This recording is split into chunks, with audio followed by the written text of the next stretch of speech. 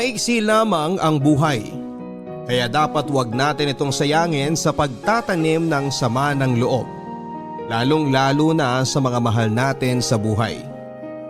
Matuto po tayong magpatawad sa mga taong nagkasala sa atin sa nakaraan at patuloy nating mahalin yung mga taong kasama natin sa kasalukuyan. Ikaw, meron ka bang mahal sa buhay na gusto mong patawarin o hingan ng tawad? Maswerte yung mga anak na kumpleto pa ang mga magulang. Meron kasing wala ng nanay, meron ding wala ng tatay. At meron namang ulilang lubos na. Pero paano na lamang kung meron kang magulang? Kaya lang hindi mo naman tinatrato ng maganda. Mga kapuso, katulad din ba kayo ng ating letter sender ngayong araw na kung kailan huli na saka nagsisisi?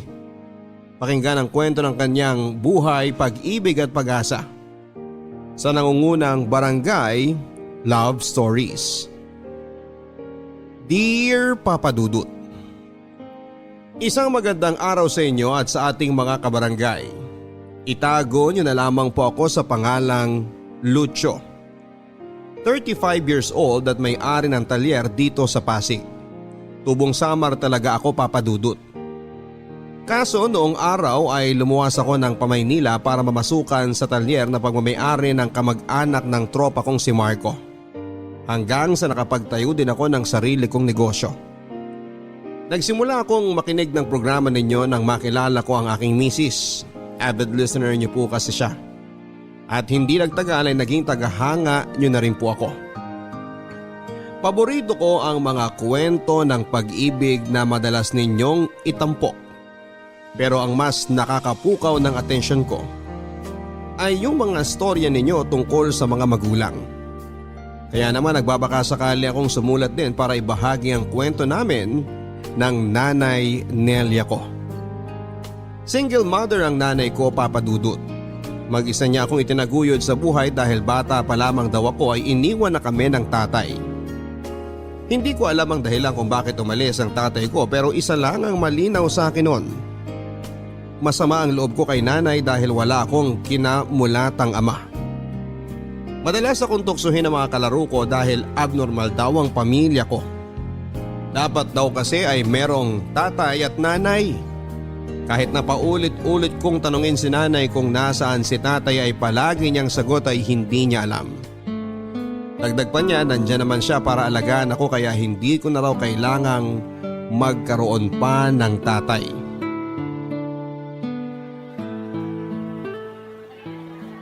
Bili na ho kayo ng kangkong! Murang-mura lang ho! tig-5 piso lang kada tali. Bili na ho kayo mga suki! Nay, pwede na po ba akong umalis? Kasi niyayaya ako ni Pedring na mag-computer eh. Lucio anak, alam mo namang araw ng palengke ngayon. Kailangan kong tulong mo para naman makarami tayo ng mabentang kangkong. Kaya niyo na po yan, Nay. Di ba palagi naman kayong nandito sa palengke? Kaya kabisado niyo na yung galawan dito. Nak, medyo mahina pa nga ang kita natin eh. Tingnan mo, 5 tali pa lang ang nabibenta natin, tapos magtatanghali na. Kailangan maubos natin tong 50 pirasong taling natitira para kahit papano may pambili tayo ng bigas at ulam. Pwede naman po tayong umutang kina Aling Marites kung sakaling hindi po natin maubos yung mga kangkong ngayon, di ba? Kaso nagagalit sa atin si Marites dahil hindi pa natin nababayaran yung utang natin noong 1 linggo sa kanila. Kaya sinabihan niyo na ako kanina na bawal daw muna tayong kumuha sa tindahan niya. Ano ba naman yan, Nay? Kaya nga tigilan mo na yung pagrereklamo dyan at tulungan mo ako magtinda dito. Bakit hindi ka kaya maglako doon? At ako ang tatao dito para naman pareho tayong magkaroon ng benta. Alam niyo naman pong ayokong naglalako eh. Mamaya makita pa ako ng mga kaibigan ko dyan pagtawanan na naman nila ako eh. Nung isang araw wala pong tigil sa panunokso sa akin si Pedring tungkol sa pagtitinda ko ng kangkong. Nalaman pa ni Melda yung nililigawan ko. Kaya tuloy pinagtawanan din ako. Ay, anak, hindi mo dapat kinakahiya ang pagtitinda ng kangkong dahil ito ang bumubuhay sa atin. Tignan mo ko, proud kangkong vendor ang nanay mo. Kayo yun, Nay. Magkaiba po tayo. Ayokong lumaki na nagtitinda ng kangkong kagaya nyo. Di bagay sa akin, lalo pat lalaki ako. Gusto kong trabaho yung may kinalaman sa mga sasakyan. Ayoko dito sa palengke. Ang init-init na, ang ingay-ingay pa. Matutupad mo yung pangarap mo kung tutulungan mo ako makabenta ng marami ngayon para may pambaon ka sa school sa Lunes. Tsaka ano bang nakakahiya sa pagtitinda ng kangkong, Aber? Para mo namang sinabing nakakahiya din ang pagtitinda ng buko juice, ice cream at fishball. Ano ba naman yan, anak? Yan ba ang natututunan mo sa eskwelahan? Ang maging mapangmata? Hindi ko naman po sinasabing nakakahiya ang pagtitinda ng buko juice o fishball. Ang akin lang, ayokong magtinda ng kangkong. Bakit nyo pa po kasi ako sinasama dito sa palengke? Samantalang tinutulungan ko naman na po kayo sa pagtatali at pagbubuhat ng mga kangkong na ibebenta. Alangan namang isama ko si Pedring.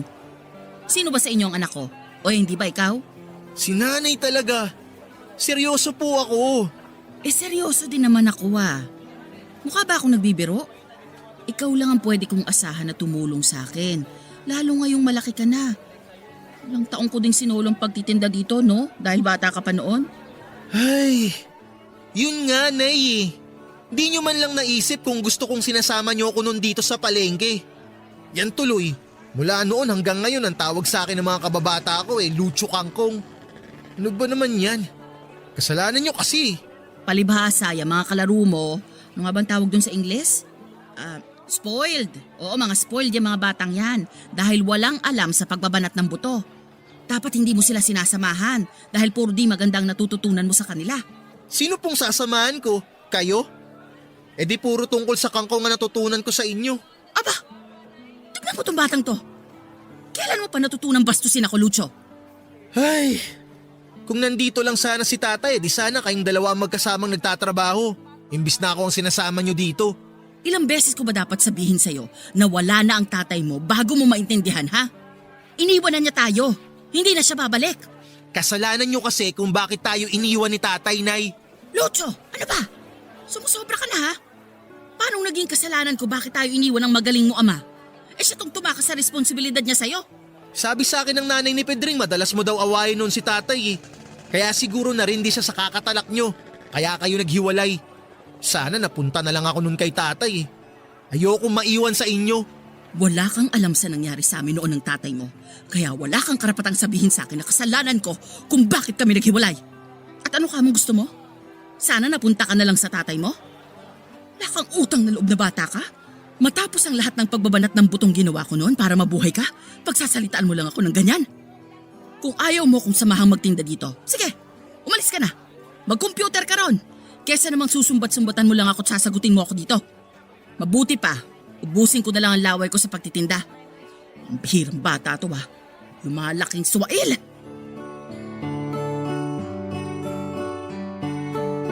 Papadudot, hindi lang pagtitinda ng kangkong sa palengke kasama si nanay ang kinaiinisan ko dahil ultimo gawaing bahay gaya ng pagsasaing, paghuhugas ng pinggan at paglalaba ay kinakatamaran kong gawin. Bakit kamo? Dahil gawaing pambabae yon. Hindi dapat gumagawa ng ganong uri ng trabaho ang tulad kong lalaki kaya naman madalas din akong sermonan ni nanay tungkol sa pagiging tamad ko. Pero lahat ng sinasabi niya ay pumapasok lang sa isang tenga ko at lumalabas naman sa kamila. Nang tumungtong ako ng kolehiyo, mas naging mabarkada ako. Mas madalas akong tumambay sa kung saan-saan kasama ang tropa ko pagkatapos ng klase namin. Kaysa umuwi ng maaga sa bahay para mag-asikaso o puntahan sa palengke si nanay para tulungan siyang magtinda ng kangkong. Oo, papadudot. Kinakahiya ko ang trabaho ng aking ina. Palibhasa ay hindi yon maipagmamalaki tulad ng trabaho ng magulang ng mga kaklase kong isang piloto, nurse, teacher o negosyante. At alam din naman ni nanay yon, kaya hindi na rin niya ako pinipilit na samahan siya sa pagtitinda.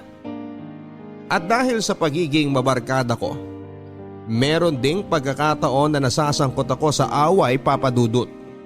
Kaya nang minsang umuwi akong putok ang labi at may black eye ay halos himatayin si nanay sa nerbiyos. Pero buhay na buhay pa din siya habang pinapagalitan niya ako. Aray! Aray ko naman, Nay! Alam niyo namang masakit yung pasa ko tapos dinidiinan niyo pa talaga yung paglalagay ng gamot. Anong gusto mong gawin ko? Magtatatalon sa tuwa dahil umuwi kang bubog sarado? Ano ba naman yan, Lucho? Minsanan ka na nga lang umuwi dito sa bahay, ganyan pa ang itsura mo. Anong magagawa ko? Mabuti nga umuwi pa ako eh. Aray! Kuha mo pa talagang mga tuwiran ng baluktot? Nay naman, ano ba yan? Alam nyo na ngang may mga sugat at pasana ako eh. Tapos kung makabatok pa kayo, wagas.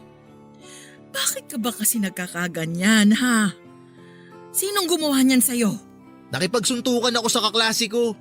Tapos pinagtulungan nila ako ng tropa niya. Mga buwisit, mga duwag. Kailangan may kakampi. Kung nag one-on-one lang sana kami, siguradong nguso niya ang putok at hindi sa akin. Ano? At bakit mo yung ginawa, ha? Nakakapikon kasi sila na eh. Nung isang linggo pa nila ako inaasar na kesyo amoy palengke daw ako. Batang kangkong, anak ng tindera. Kaya ka nakipagsuntukan dahil lang sa maliit na bagay na yon. Ano ba naman kayo, nasa elementary? Kolehiyo na kayo, hindi na kayo mga bata, Lucho. Ano ho bang magagawa ko kung totoo naman kasi ang mga sinasabi nila? Pinagmumukha nila akong katawa-tawa sa harap ng ibang tropa ko eh. Kaya di na ako nakapagtimpi. Pambihira. Paano na lang kung mapuruhan ka nila, ha? At nagkaroon ka pa ng bali-baling buto? Ano, saan tayo kukuha ng pampagamot mo? Alam mo namang maliit lang ang kinikita ko sa pagtitinda ng kangkong sa palengke. Tapos hindi mo pa ako tinutulungan. Alam mo, Nay, kasalanan mo talaga kung bakit ako napaaway eh. Ako? Paanong naging kasalanan ko, Aber? Dahil sa pagtitinda nyo ng kangkong. Kahit nung bata pa ako, issue na talaga yung pagiging tindera nyo eh. Pwede naman kasing humanap na lang kayo ng ibang trabaho. Mga tulong kayo. At least kahit papano nasa loob kayo ng bahay. Hindi nakabalandra kayo sa palengke. Yan tuloy. Alam na alam ng buong barangay na nanay ko kayo.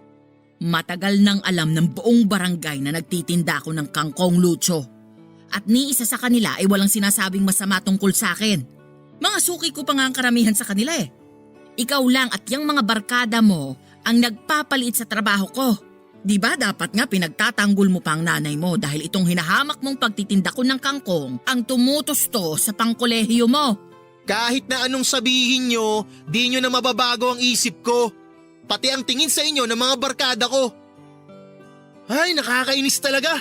Kung nandito lang sana si tatay, siguradong di ko mararanasan ang pesting buhay na to. At ano naman ang maitutulong ng magaling mong ama sakaling ang nandito siya, ha? Siguradong magiging maganda ang trabaho ni tatay dahil mahusay siyang mekaniko. At malamang mas mag-e-enjoy akong tulungan siya kaysa ang tulungan kayo sa pagtitinda ng kangkong. Diyan na nga kayo. At saan ka pupuntang bata ka? Doon kina Pedring. Ayoko matulog dito ngayong gabi. Lucho, sandali! Bumalik ka dito! Hoy! Bata ka? Malaki na ako, Nay.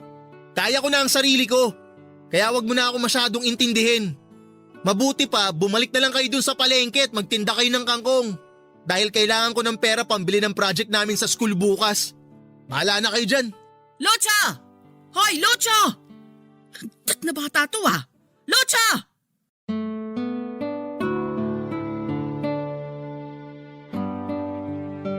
Ayaw ni nanay na lumaki akong basagulero tulad ng tatay ko, Papa Dudut.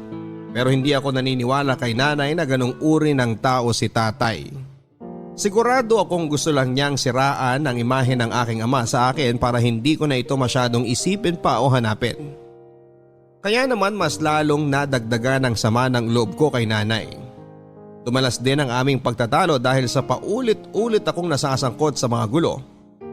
Nandyan, Papa Dudut, yung nagkabaranggayan pa kami ng nakaaway kong taga-kabilang bayan dahil lang natalo namin sila sa basketball.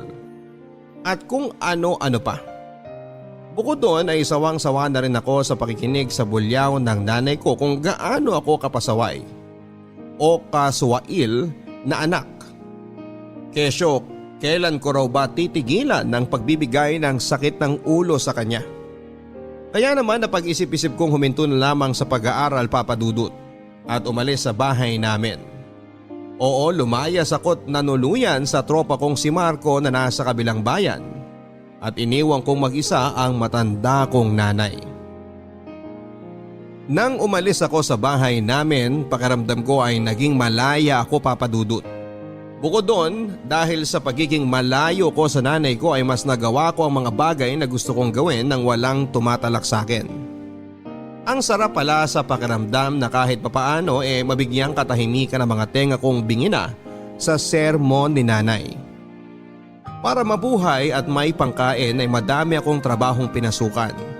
Nandyan yung naging delivery boy ako sa isang maliit na kainan na pinapatakbo ng tiyahin ni Marco. Pumasok din ako bilang sales assistant sa tindahan ng mga sapatos para kahit papaano ay may kitain akong pera. At dahil nga meron na akong source of income ay natuto naman akong magbisyo papadudot. Alak at yosi ang naging libangan ko at sandalan sa tuwing namimiss ko si tatay o di kaya kapag gusto ko nang maglibang. Malaking bahagi sa kinikita ko ay doon lang napupunta pero wala akong pakialam. Mas may silbi pa ang mga yon kesa sa nanay ko. Napapansin ko parang linggo-linggo ka nang nag-happy-happy ah. Ganun talaga. Happy lang dapat, sabi nga ni Tinay. Sinong Tinay? Sira. Yung bida sa Little Nanay. Ano ka ba? Di ka ba nanonood nun sa GMA? Paborito ko nga yung bidang babae ron eh. Si Glyza De Castro. Gago, hindi si Glyza De Castro ang bida ron. Si Chris Bernal yun. Ano, sino sa atin ang walang alam ha? Lasing ka na yata, Lucho eh. Sus! Hindi ako lasing. Nakainom, oo. Pero lasing? No way. Okay, edi wow. Uminom ka na lang din. Dami mo pang satsat eh. Buti nga niyaya pa kita eh. Para naman kahit papano masayaran ng alak yung lalamunan mo. Masyado ka kasing subsub sa trabaho. Wala ka ng time mag-happy-happy.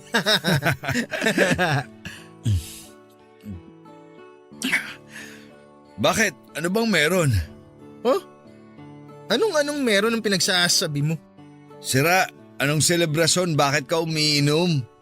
Kadalasan kapag nag-happy-happy ka meron kang ipinagdiriwang. So ano, sabihin mo na. Ano, sinagot ko na ba ng nililigawan mo? Ano nga ang pangalan nun? Violeta. Oo, Violeta. So, sinagot ka na ba ni Violeta? Di no. Saka di ko naman nililigawan yung babaeng yun. May jowa na yun, si Nicanor. Mamaya gulpin pa ako ng tropa nun kapag pinormahan ko si Violeta eh. Ay, ganun ba? Akala ko single yun. Akala mo lang, pero hindi. Kaya nga nawala na din ako ng interes sa kanya nung minsan nakita kong umaaligid na parang aso sa kanya si Nicanor. Tapos, na-realize ko, di ko pala siya talaga type. So, sino na type mo? Wala. Di yata taga rito mapapangasawa ko eh. E di kung ganun, bakit ka umiinom? Namimiss ko lang kasi yung airpod ko. Yung airpot mong naglaong parang bula nung bata ka pa. Pwede ba? Di siya nawala na parang bula. May dahilan kung bakit siya nawala. Kasalanan ni nanay kung bakit sila naghiwalay. Yun. Palagi ko kasi siyang naiisip kahit nung bata pa ako eh. Na ano kaya ang buhay ko kung sakaling magkasama kami? Di sana buo ang pamilya namin ngayon kung hindi nawala si tatay. Ang drama mo naman, pre. Di bagay sa'yo. Gago. Madrama naman talaga ang buhay ko ah. Sira ka talaga. E di mo ba sinubukang hanapin ang tatay mo kahit minsan? Ano bang alam mo tungkol sa kanya? Para naman kahit paano may idea ka sa kung ano na ang posibleng buhay niya ngayon. Sinubukan ko siyang hanapin pero ni anino niya hindi ko nakita eh. At ang alam ko, mahilig sa mga sasakyan si tatay. Mekaniko ang trabaho niya bago sila naghiwalay ng airmat ko nung araw. Kaya siguro naman ako sa kanya ang hilig ko sa mga sasakyan. Sa palagay mo, posible kayang may sarili ng talyer si tatay ngayon? Di ko alam. Ano ba yan?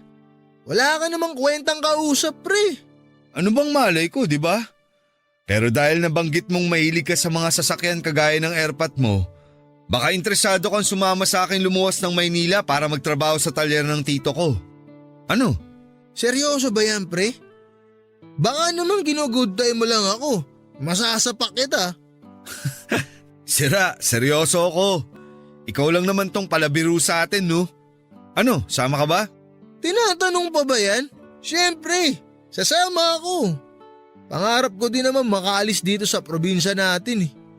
Saka baka sa Maynila ako na din makita ang tatay ko kung sakali. O ang magiging misis mo. Alam mo, ikaw puro ka talaga kalokohan eh. Aba, wag mong sabihin di mo yun naisip. Balita ko magaganda ang mga babae sa Maynila. Saka madaming customer na babae si Tito. Sikat na sikat kaya ang talyer niya dun sa Pasig. Kaya sigurado ako na taga ron ang mapapangasawa mo. Kung sinuswerte ka nga naman ano. Baka nga sakaling makita ko doon ang tatay ko at ang magiging misis ko. Anong tawag doon? Hitting two birds in one stone. Yun. Mismo.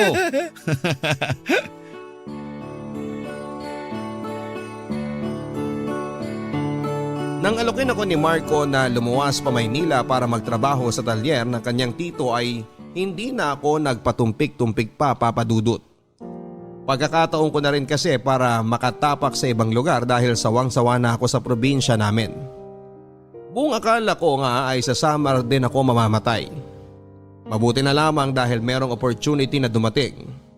Bukod doon, pagkakataon ko na para mahanap ang tatay ko sa Maynila. Dahil sigurado ako na matatagpuan ko siya roon. Nang sumunod na linggo ay natuloy na nga ang pag-alis namin ni Marco papunta sa Pasig, Papa Dudut.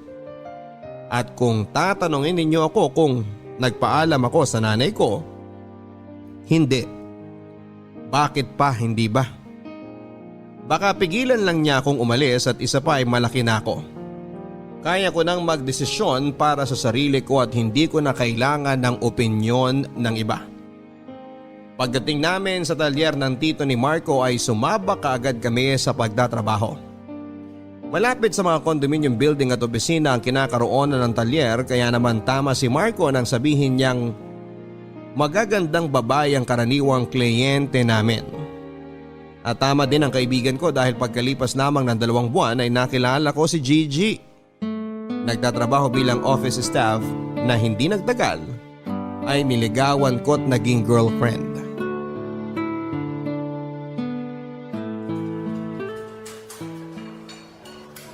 Babe, second date na natin pero di pa rin kita nadadala sa mamahaling restaurant.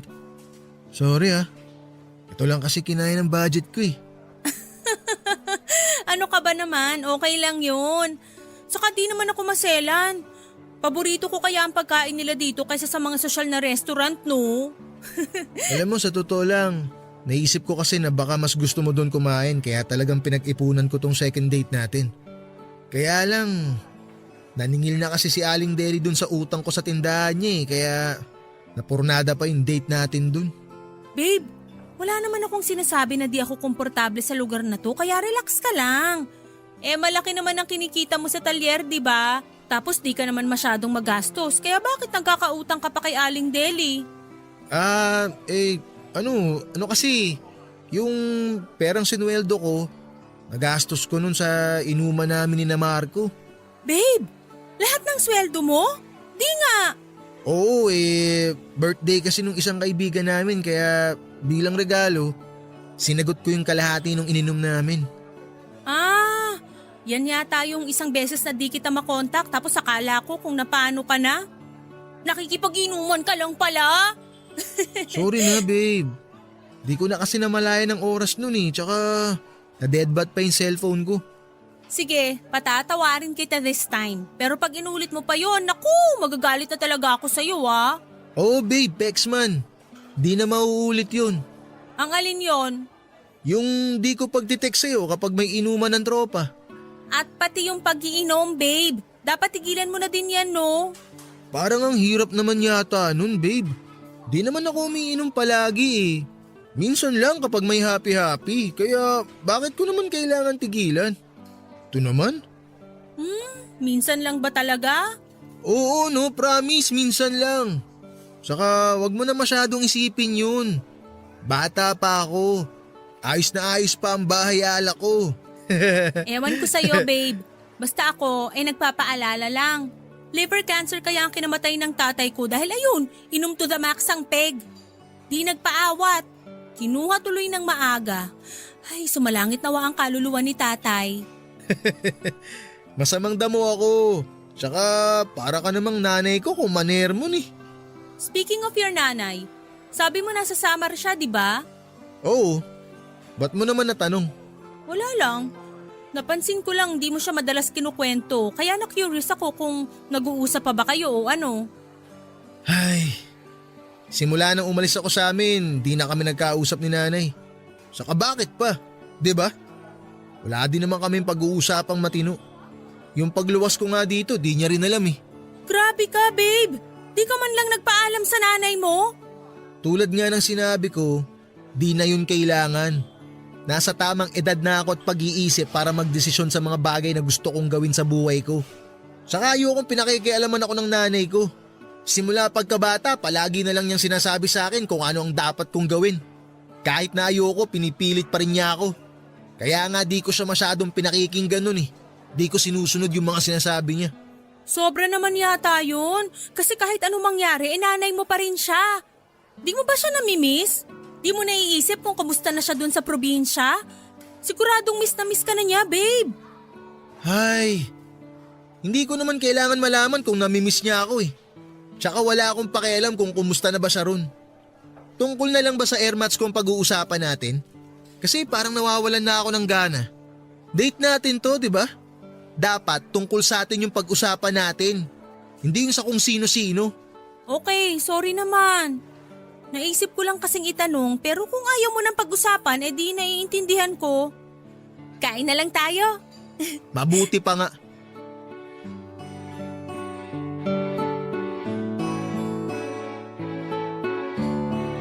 Papadudot na respeto ni Gigi ang kahilingan kong wag nang pag-usapan ang tungkol sa nanay ko.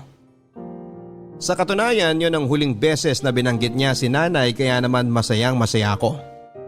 Ayoko na kasing magkaroon ng koneksyon sa nanay ko dahil meron na akong bagong buhay. Bagong buhay na hindi siya kasama. Pagkalipas ng 1 taon ay nabuntis ko si Gigi kaya naman naisip naming mag-live-in. Nagrenta kami ng isang studio type apartment malapit sa pinapasukang opisina ni Gigi at pinagtatrabahuhan kong talyer. Nangako ako sa nanay ni Gigi na aalagaan ko ang anak niya, kaya naman nagpursige ako sa pagtatrabaho. Bukod doon ay nagsimula na rin kaming mag-ipon para sa pagdating ng aming anak. At pagkalipas ng 9 na buwan ay laking tuwa naman namin ni Gigi dahil sa wakas ay naging ganap na kaming mga magulang. Pero pagkaraan lamang ng 2 buwan ay muling nagbuntis si Gigi papadudot. Kung doble na ang pagsisikap naming mag-asawa sa pagtatrabaho noon ay mas naging triple pa matapos niyang ipanganak ang aming second baby. At mas naging mahirap ang buhay namin lalo na nang maaksidente at mamatay ang tito ni Marco.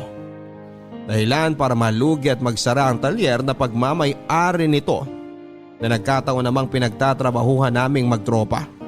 At dahil nga sa nangyari, kung dati ay meron kaming binabayarang kasambahay para mag-alaga sa mga anak namin, nang nawala na nga ako ng trabaho ako nang umako sa pag-aalaga sa mga bata habang pumapasok sa opisina si Gigi. Noong unang buwan ay nag-i-enjoy pa ako sa pagiging house husband. Pero habang tumatagal ay nagsimula na akong mainip papadudot.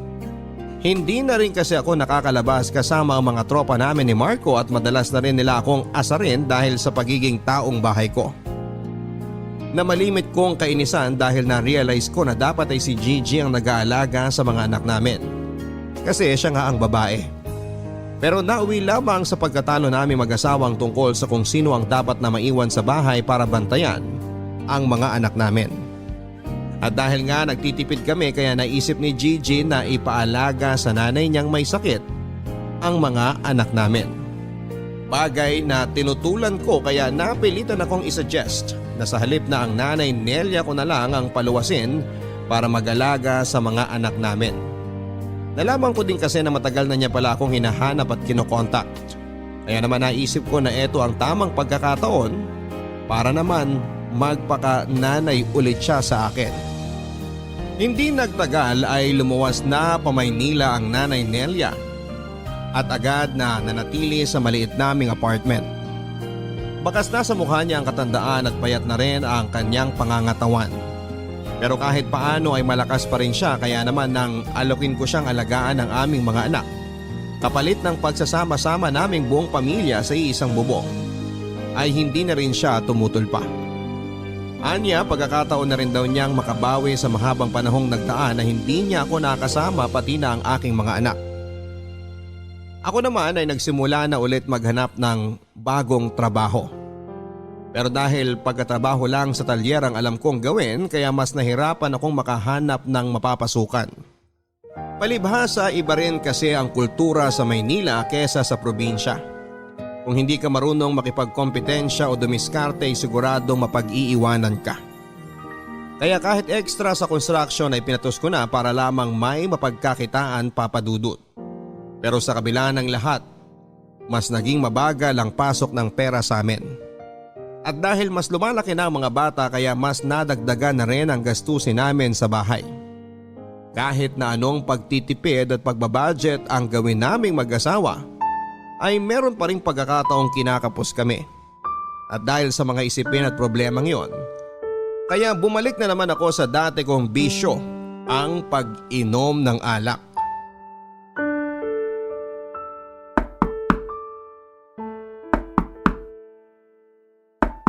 Ano ba? Andiyan na! Oh, ano bang nangyari? Hi, babe. Gigi, ipasok na muna natin si parang Lucho. Nangangalay na ako eh. Mabuti pa nga, Marco.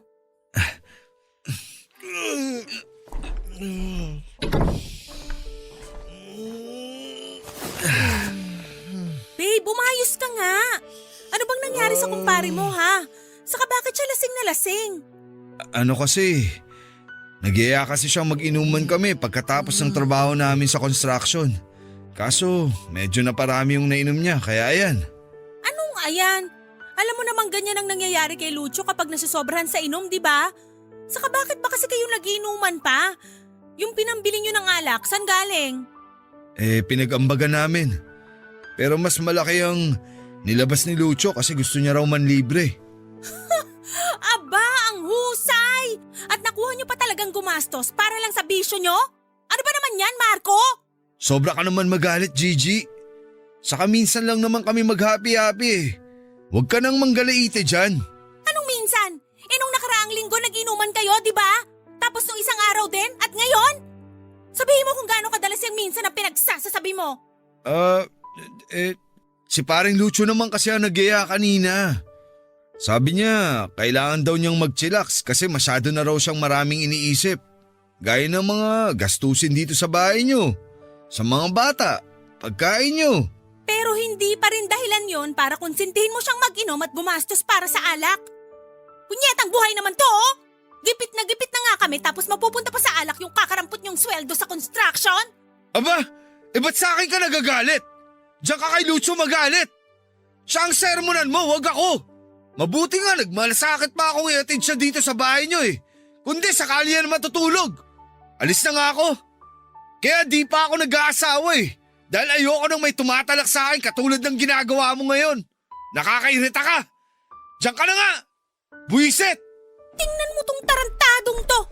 Hoy! Huwag ka nang babalik dito, konsentidor ka! Naturingan ka pa namang kaibigan!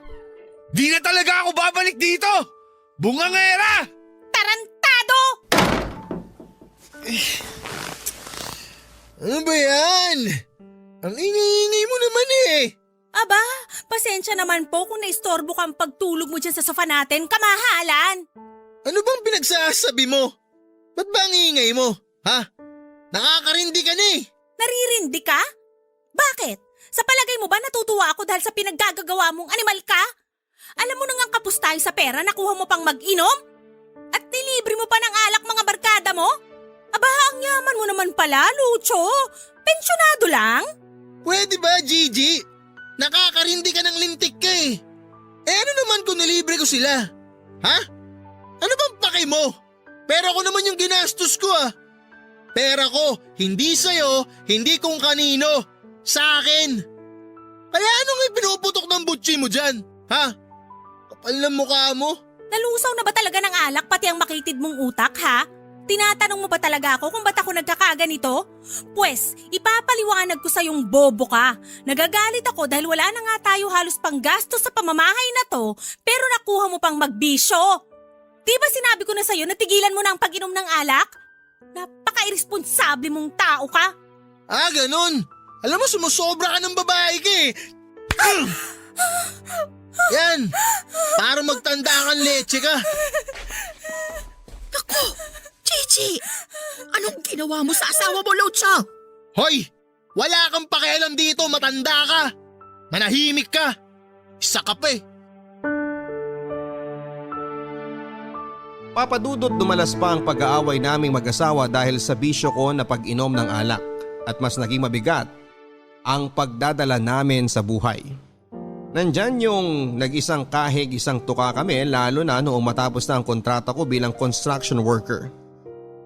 Sinubukan kong maghanap ng iba pang trabaho pero lalo lamang akong nahirapan. At hindi nga nagtagal, hindi lang alak at sigarilyo ang naging bisyo ko dahil nalulung na rin ako sa sabong nang minsan akong isama ng tropa namin ni Marco sa sabungan. At syempre nakarating yon sa kaalaman ni Gigi kaya lalo kaming nag-away. Hanggang sa umabot na nga sa puntong naabutan kong nag-aal sa balutan ng misis ko dahil malak nila akong iwanan ng mga bata. Gigi! Gigi! Uy! Anong ginagawa mo? Bakit nag-iimpake ka? Saan ka pupunta? Di ba obvious? Plano na naming iwan ka ng mga anak mo dahil wala ka namang ginagawang matino. Ayoko nang makisama sa'yo dahil ibang-iba ka na, Lucho. Di na ikaw yung taong nangako sa mga magulang ko na aalagaan kaming mag-iina. Di na ikaw yung taong pursigido sa buhay dahil meron kang magandang pangarap sa amin ng mga anak mo. At di na rin ikaw yung lalaking minahal ko. Puro ka na lang bisyo. Wala ka nang ibang alam gawin kundi uminom, manigarilyo at ngayon nawiwili ka naman sa sabong? Kapal din ang pagmumukha mo, no? At saan mo nga pala kinukuha yung mga pinangsusugal mo, ha? I'm sure pinangungutang mo pa yan. Grabe, Lucho. Di na kita kilala. Nagbago ka na. Walang aalis sa inyo. Di ako papayag na iwan niyo ako. Di mo kami pwedeng pigilan dahil sawang-sawa na ako sa mga away natin. Pagod na ako sa mga pag-intindi sa'yo at sa pag-asang isang araw ay magbabago ka pa. Na magiging responsableng tatay ka uli sa mga anak mo. Kaso hindi. At mukhang malabo nang dumating ang araw na yun kaya bakit pa kami magtsatsagang makisama sa'yo, ha? Walang aalis dito. Dito lang kayo. Tigilan mo yung kakapalo mo sa akin, ha? Nakakarindi ka na. Bitiwan mo ako! Lucho, bitiwan mo nga yung asawa mo. Ano ba? Huwag nga kayo makialam dito. Doon na nga kayo. Ano ba? Bitawan mo nga ako. Bakit ka ba nakikialam dito, matanda ka? Ha? Bastos ka talagang bata ka, no? Ni hindi mo na kami ginalang ng asawa mo. Ah, wow! Nagpapatawa ka ba? Ikaw? Sige nga, bigyan mo ako ng rason kung bakit kailangan kitang igalang. Ha? Bigyan mo ako! Kasi wala akong maisip na dahilan kung bakit eh. Hindi kita pinalaking bastos. At mas lalong hindi kita pinalaking nananakit ng babae. Pakabarumbado mo? Demonyo ka na. Hoy, makinig ka sa akin mabuti, matanda ka ha. Lalakasan ko kasi baka bingi ka na. Wala kang pakialam kung paano ko patatakbuhin ang pamilya ko. Dahil ako ang padre di pamilya dito. Ha? Tsaka tigil-tigilan mo nga yung panghihimasok mo sa buhay namin. Ha? Dahil wala kang karapatan. Mabuti nga kinuha pa kita rin sa probinsya para alagaan yung mga apo mo eh. Dahil kung hindi, siguradong mabubulok ka doon mag-isa. Mamamatay ka ron mag-isa. Lucho, tumigil ka na nga. Bakit mo pinagsasalitaan ng ganyan ang nanay mo? Nasisiraan ka na ba ng ulo? Magulang mo pa rin siya. Magulang. Dahil mo sinasabi, wala kang alam. Para sa akin, matagal na akong walang magulang. Walang tatay, walang nanay. Tsaka kung tutuusin, kasalanan naman ng matandang yan kung bakit buong buhay ko, pakiramdam ko, ulila ako eh. Hoy, ikaw matanda, makinig ka. Ikaw ang may kagagawan kung bakit ni minsan di ko naranasang magkaroon ng ama. Ha? Dahil sa'yo, kaya kahit kailan di naging buo ang pamilya natin. Tapos ang lakas ng loob mong pakialaman ng pamamalakad ko sa pamamahay na to? Bakit? Ha? Ano? Sino ka ba sa akala mo? Ha? Ha? Ano? Ano? Sino ka ba? Lucho, wag mo saktan ang nanay mo, ano ba? Pwede ba? Huwag kang ang OA dyan. Di ko naman siya sinaktan ah. Tinapik-tapik ko lang naman siya. Baka sakali kasing magising siya sa panaginip niya na meron siyang buo at masayang pamilya. Napakagago mo talaga! Alam mo, Nay, sana di na lang si tatay ang umalis dun eh. Sana ikaw na lang. Sana ikaw na lang ang nawala. Sana hindi na lang si tatay. Dahil sigurado ako, mas magiging masaya at maayos ang buhay ko kung sa kanya ako lumaki at hindi sa'yo. Di sana magiging katawa-tawa at kaawa-awa ang kabataan ko kung hindi dahil sa'yo at sa buwisit mong pagtitinda ng kangkong! Kung bakit ba kasi hindi na lang ako lumayas noon eh. Buwisit talagang buhay to. Ay! Ayos lang ako, Gigi. Medyo sumakit lang ang dibdib ko pero ayos lang ako. Huwag mo kong masyadong alalahanin. Sigurado po ba kayo, Nay? Tingnan mong ginawa mo sa nanay mo! Huwag ka nga nagpapaloko sa matandang yan. Diyan ka magaling, Nay. Sa pag-arte. Sana pala nag-artista ka noon. Hindi ka nagbenta ng kangkong. Pwede ba tumahimik ka na?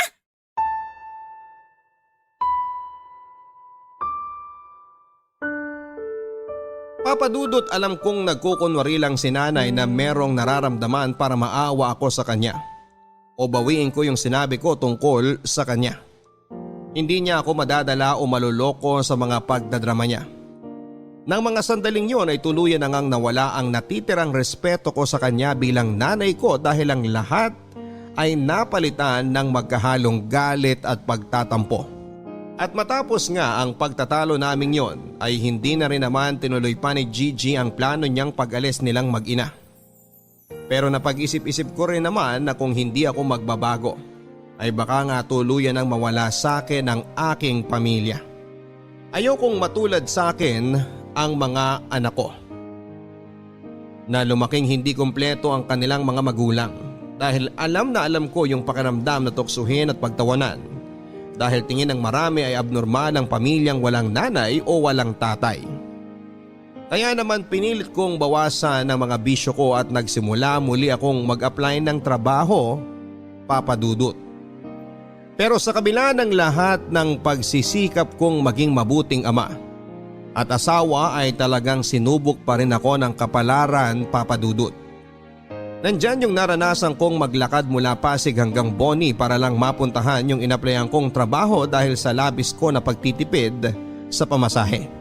Tapos sa huli, hindi rin pala ako matatanggap dahil daw college undergraduate ako.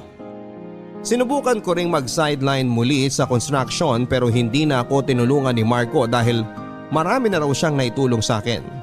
At sa pagkakataon na yon, kailangan ko naman daw matutong tumayo sa sarili kong mga paa.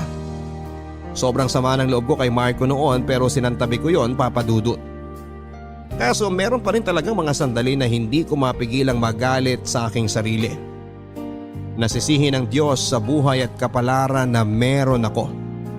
Isang gabi nga nang makauwi ako galing sa paghahanap ng trabaho, sa sobrang pagod ko at sakit ng paa, ay sumalampak na lang ako sa sofa, papadudot. Tapos lumabas galing sa kwarto namin ni Gigi ang panganay kong si Errol para makipaglaro sa akin. At dahil wala ako sa mood ay napagalitan ko siya dahilan para umiyak siya at mag-hysterical naman ang nanay niya.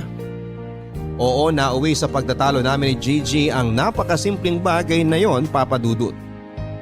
Pero hindi ko akalain na yun na pala ang magiging mitya para simula kong pagsisihan ang mga nagawa kong kasalanan at kakulangan sa aking pamilya, lalo na sa aking ina.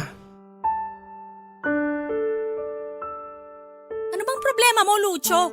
Bakit mo naman sinigawan ng anak mo, ha? Ayan tuloy, iyak nang iyak dun sa kwarto. Sinabihan ko naman siya ng maayos ah. Di ba sabi ko sa kanya wag na muna niya akong pilitin makipaglaro sa kanya dahil pagod ako? Kasalanan ko bang di makaintindi yung anak mo? Aba syempre, 2 taon pa lang naman yung anak mo. Ikaw ang matanda, ikaw ang dapat na mas nakakaunawa. Ano ba naman yan? Saka bakit ba ang init-init na naman ang ulo mo? Ayos naman kami dito kanina eh. Dumating ka lang, naging magulo na naman tayo. Leche ka naman, Gigi. Kasalanan ko pa pala ngayon? Samantalang kakasabi ko lang na pagod nga ako, di ba? Busy ako sa paghahanap ng trabaho para sa pamilya natin. Kaso hanggang ngayon, wala pa rin ako napapasukan. Tapos di na rin ako tinutulungan ni paring Marco para makapag-sideline sa construction. Tinabla na ako nung animal. Aba di mo dapat binubuntun sa amin yung problema mo, no? Lalong-lalo na sa anak mo. Bata pa ang panganay mo pero kung pagalitan mo parang binata na. Nag-iisip ka ba? Pagod nga ako eh. Ano bang gusto mong gawin ko, ha? Gusto mo intindihin ko pa rin kayo kahit na ang sakit-sakit ng katawan at binti ko? Ganon? Gusto mo makipaglaro pa rin ako sa anak mo kahit na gutom na ako? Ha? Aba, dapat nga ako yung iniintindi nyo eh. Di mo ba nakikita na todo na yung effort ko para lang makahanap ng trabaho?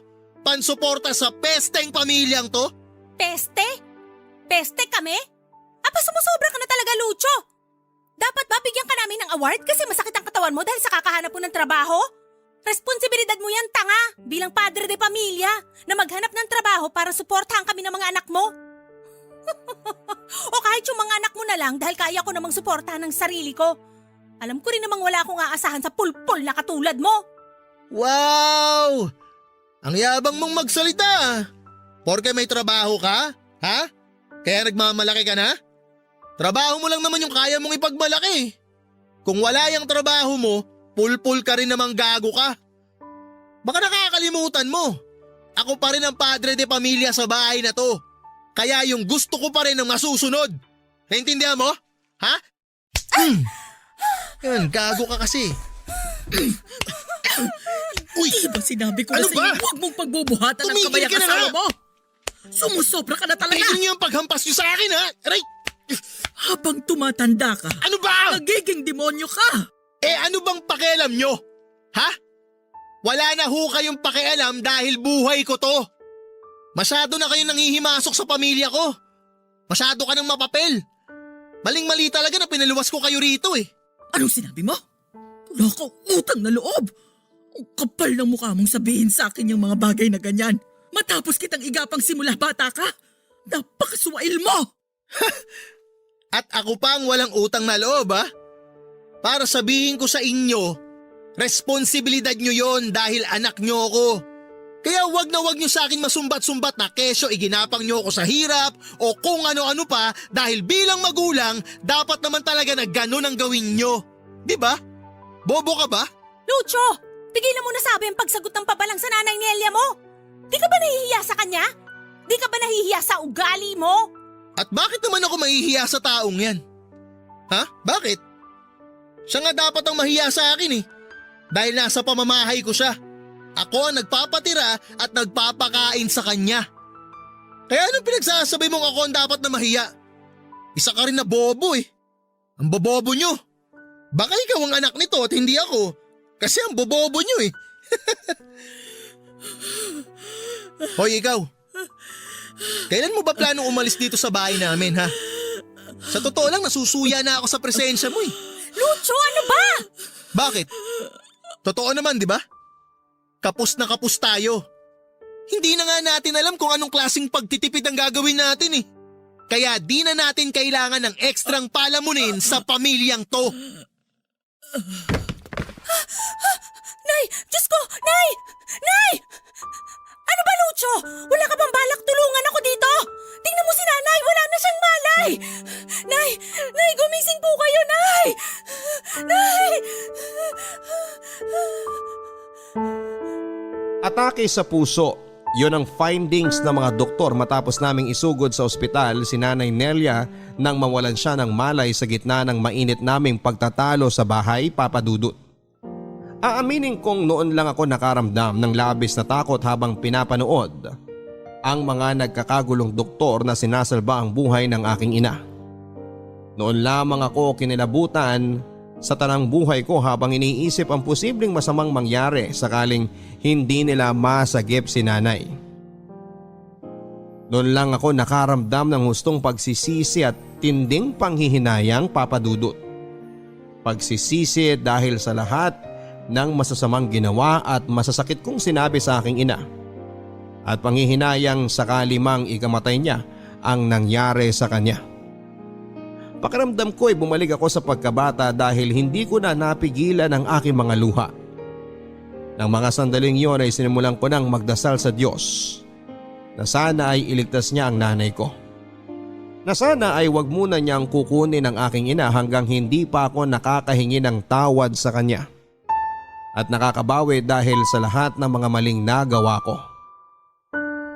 At tunay na mabuti pa rin ng Diyos dahil narinig niya ang panalangin ko, Papa Dudut.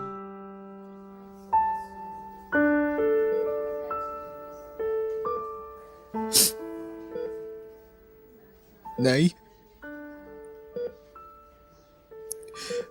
alam ko kahit na natutulog kayo,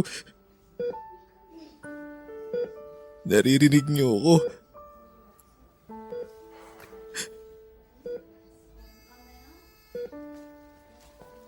Gusto ko lang pong humingi ng tawad dahil sa mga kasalanan ko sa inyo.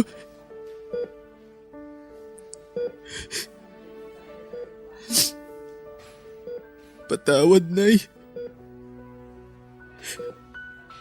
Sa lahat ng mga masasakit na salitang binitawan ko at sinabi ko sa inyo simula pagkabata ko. Sana mapatawad niyo ako, Nay. Kasi hindi ko nakita yung mga pagsisikap niyo para sa akin noon. Alam kong sobrang sama akong anak. Na pati nga po yata langit sinusumpa na ako dahil sa pagiging swail ko at walang respeto sa inyo bilang magulang ko.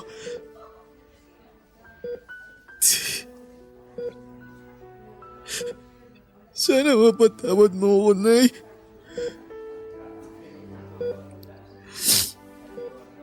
Kasi mas inintindi ko yung sarili ko eh.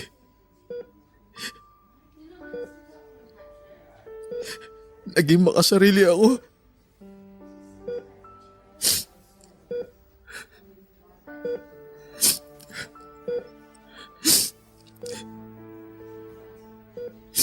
Hindi ko inisip ang kapakanan niyo.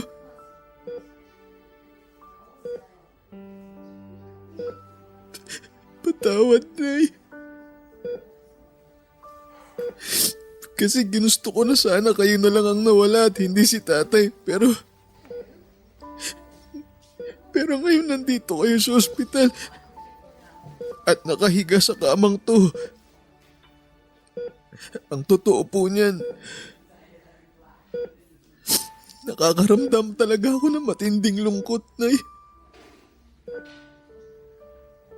Natatakot po ako na baka mawala kayo. Na baka iwan niyo rin ako tulad ni tatay.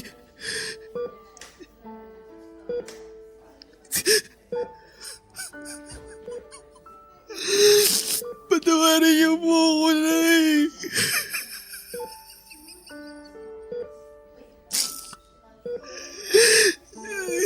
Hindi ko po sinasadya lahat. Hindi ko po sinasadya. Ay, sorry po.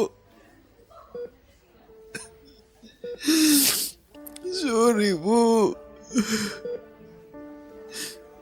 Lucho, Nay? Lucho anak ko. Nay, nagising ko po ba kayo?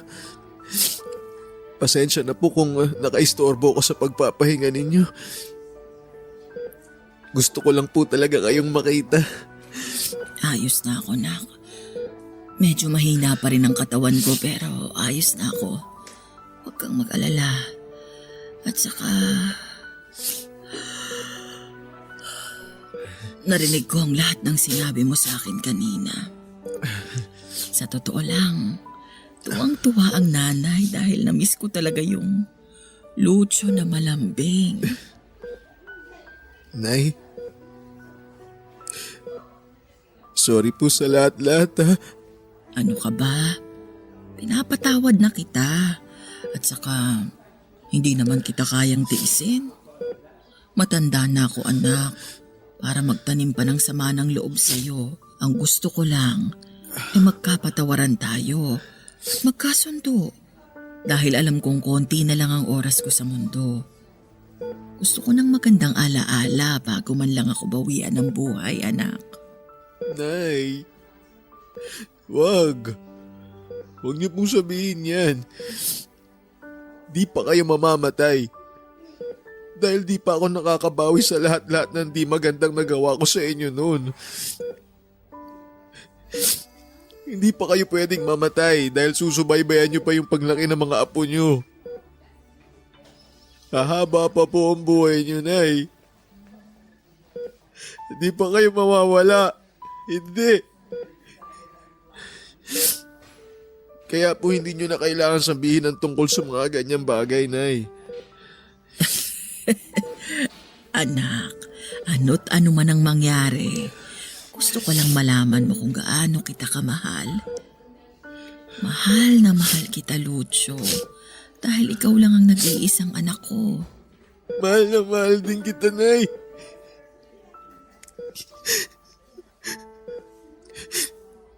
Patawarin niyo ako dahil huli na nung nakita ko kung gaano kayo kahalaga sa akin. Dahil mas inuna ko po ang sarili ko.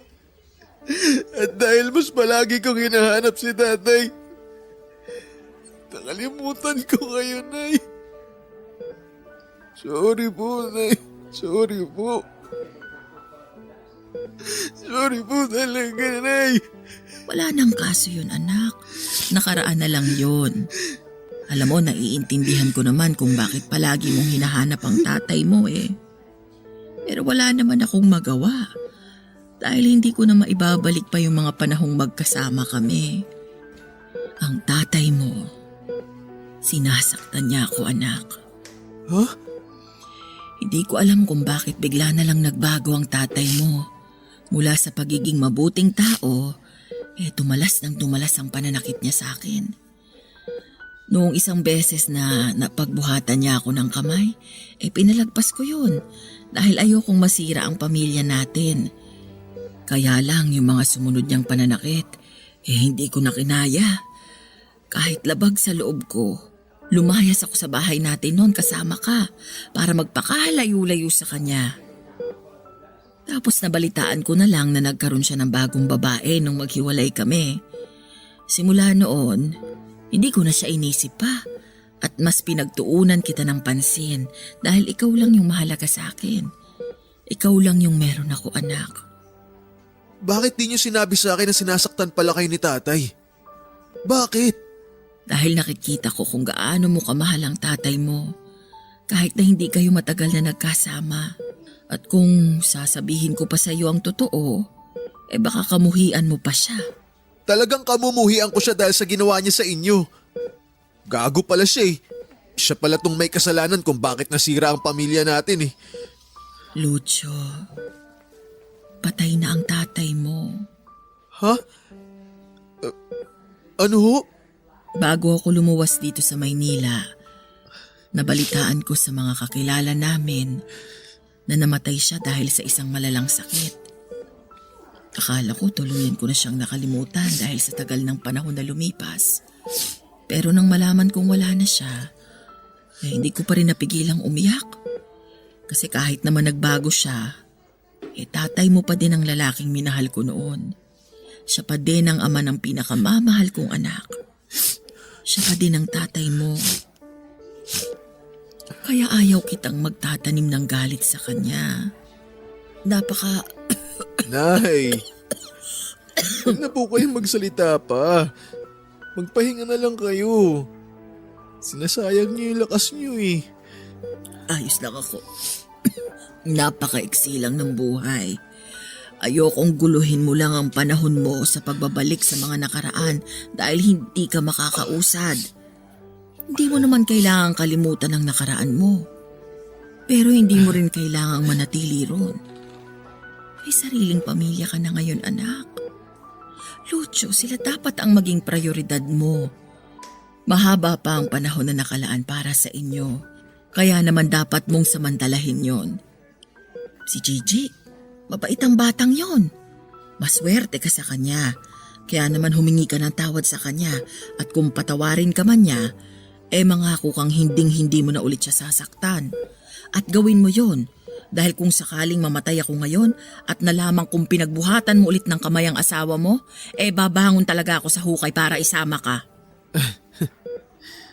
Si nanay naman eh. Sinabi ko na po sa inyo na wag na kayo magsalita ng ganyan, di ba? Di pa po kayo mamamatay. Hahaba pa po ang buhay nyo dahil babawi pa po ako sa inyo.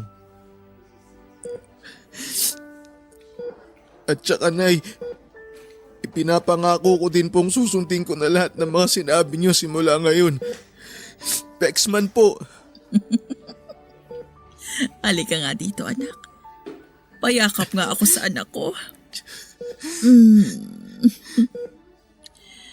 Mahal na mahal kita, Lucio. Mahal na mahal kita, anak ko. Mahal na mahal din po kita, nay.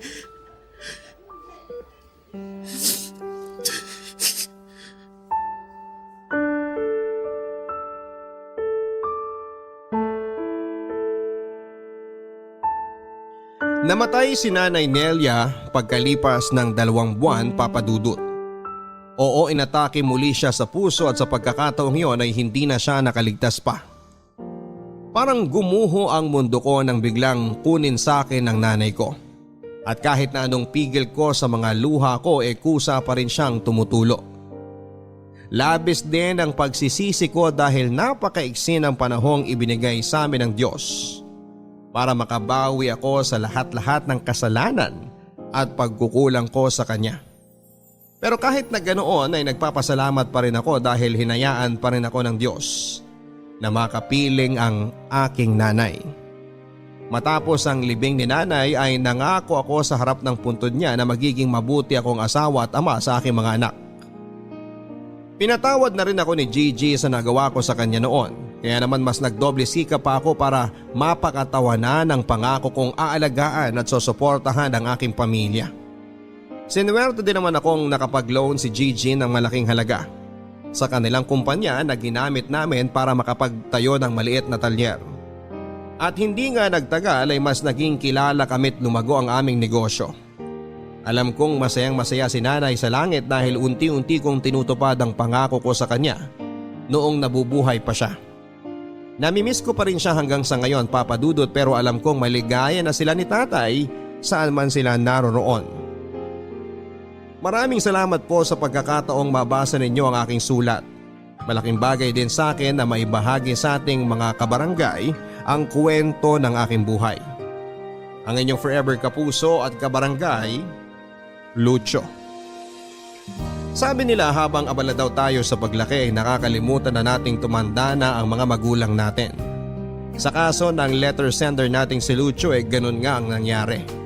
Kaya naman ramdam ko ang pagsisisi mo dahil hindi mo nakapiling ng mas matagal ang Nanay Nelia mo.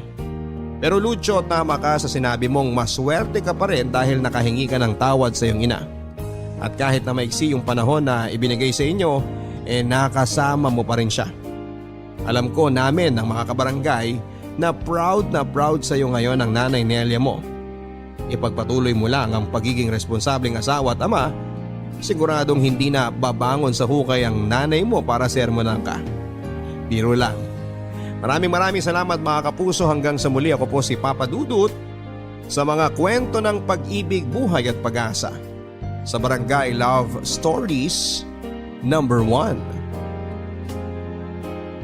Mga kwento ng pag-ibig, kwento ng pag-asa at mga kwento ng buhay dito sa Barangay Love Stories. Love